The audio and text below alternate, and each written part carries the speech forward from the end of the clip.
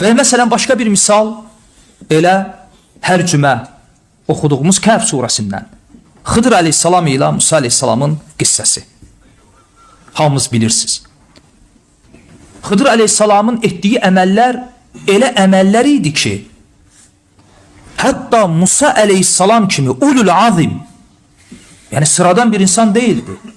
Bunu demirik. Hətta sıradan bir rəsul da değildi. Ən əzəmətli rəsullardan birisi Xıdırın etdiyi əməlləri səbr edə bilmədi.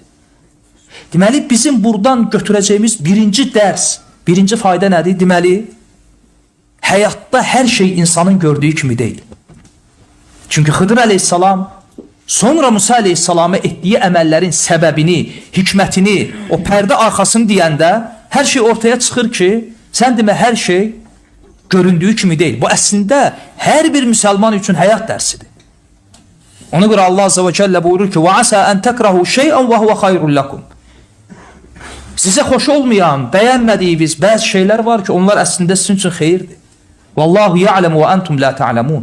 Allah bilir, siz isə o şeylərin həqiqətini bilmirsiniz. Və yenə də o qissədə götürəcəyimiz başqa bir fayda, yenə də tədəbbür ilə oxunacağı təqdirdə. O Xıdır əleyhissalam ki, bir qayığı deşir, Musa əleyhissalam səbr edə bilmir. Və sonra səbəbini izah edəndə nə deyir?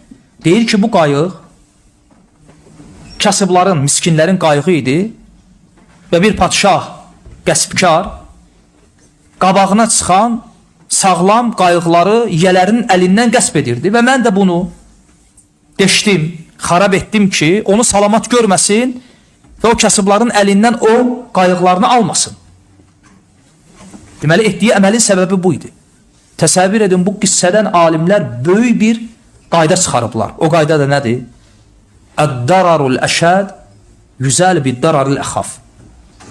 Qaydanın mənası budur ki, böyük zərər kiçik zərər ilə dəf edilə bilər. Yəni, insanın qabağında böyük bir zərərdir. Sən o böyük zərəri kiçik zərərlə dəf edə bilərsən ya yox? Dəf edə bilərsən. Bunun dəlili bu qissə. Hətta alimlərdən birisi bir kitab yazıb. Qur'anda olan qissələr ki var, məhz Qur'an qissələri. O qissələrdə olan fıqhı faydalar, fıqhı qaydalara aid ayrıca kitablar yazılıb. Bu ayrıca bir mövzudur. Ümumiyyətlə, alimlər ixtilaf ediblər ki, görəsən müctəhid üçün, alim üçün Qur'anı tam əzbər bilməsi şərtdir ya yox?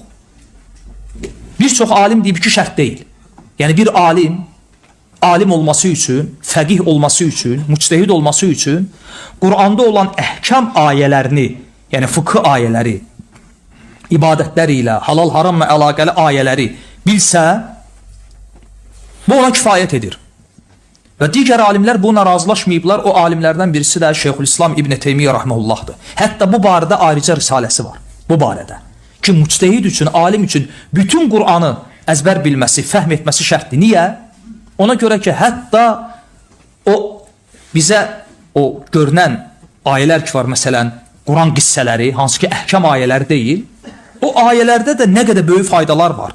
Hətta fıqhı faydalar, hətta fıqhı qaydalar. Məsələn, o qaydalardan birisi budur.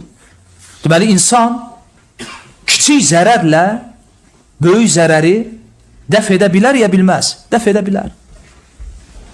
Məsələn, bu qissəni oxuyanda ola bilsin, bunu bilməyənlər çoxsu oxuyub üstündən keçirdi. Və başqa bir misal, yenə də o qissədən. Xıdır əleyhissalam şəhərdə yaşayan iki yetimin dağılmaq üzərə olan o divarı təmir edir. Çünki o divarın altında o iki yetimə məxsus xəzinə var idi. Eləmi? Fikir verin, o qissəni oxuyursan, o boyda ayənin içərisində o, belə deyək də, əsas can alan yer bir dənə kəlmə ilə ifadə edilib. Üzərindən oxuyub keçirik. Halbuki ayənin əsas məğzi də oradadır. Allah Azze ve Celle deyir ki, وَكَانَ أَبُوهُمَا صَالِحًا. O iki yetimin atası salih kişiydi. Və hər şey orada gizlənir.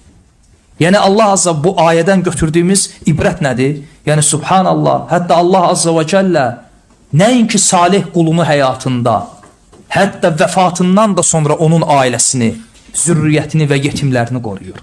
Fikir verin, ata salih olduğuna görə vəfat edib yoxdur. Allah azza və cəllə atanın salih olduğuna görə onun yetimlərini və o yetimlərin mallarını necə qoruyur? Lakin Allah azza və cəllə ayədə bu bir kəlmə ilə ifadə edilib. Və kənə əbuhumə salihə. Onların ataları salih idi.